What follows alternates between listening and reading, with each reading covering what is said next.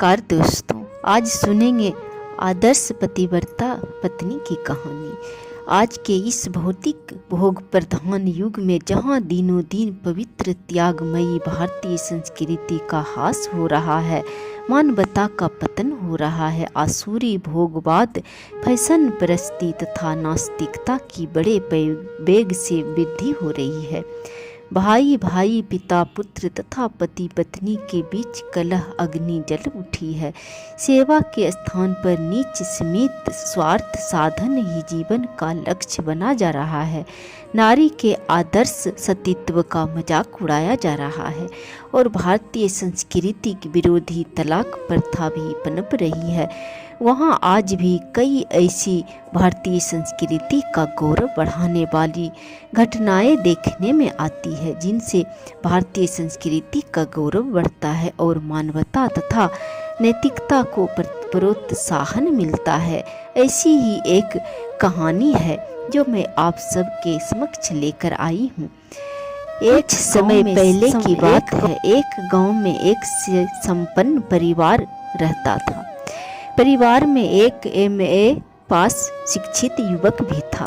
300 रुपये प्रति माह कमाता था। वह अविवाहिता था। अंत में उसका संबंध एक कुलीन तथा संपन्न परिवार की कन्या से तय हुआ। कन्या विशेष रूपवती नहीं थी, पर सद्गुणवती तथा विदुषी थी। तदंतर उनका विवाह हो गया। युवक अपनी पत्नी को कम ही पसंद करता था। उसकी इच्छा थी कि कोई अत्यंत सुंदरी तरुणी उसकी अर्धांगिनी बनती। युवक को दुर्भाग्यवश कुछ मनचले रंगीले मित्रों का कुसंग मिल गया।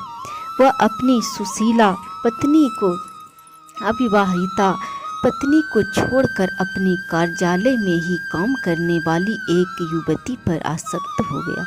विवाहिता पत्नी भी दुखी थी, पर बेचारी विवश थी। वह करती भी तो क्या करती। अंत में वह ससुराल छोड़कर अपनी मायके चली गई। युवक का अधिकतर समय युवती के पास ही कटने लगा। धीरे धीरे समय व्यतीत होने लगा। भाग्य की विडंबना देखिए, युवक कुष्ठ रोग से ग्रस्त हो गया।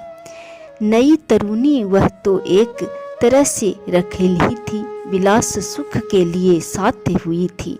वह अब युवक की सेवा करना तो दूर, उसे छोड़कर ही चली गई। युवक का सुंदर सुगठित शरीर निर्बल दुर्बल होने लगा। चेहरा कुरूप हो गया। शरीर से आभा झड़ने के स्थान पर मवाद चुनने लगा। शरीर की शक्ति दिनों दिन छीन होने लगी।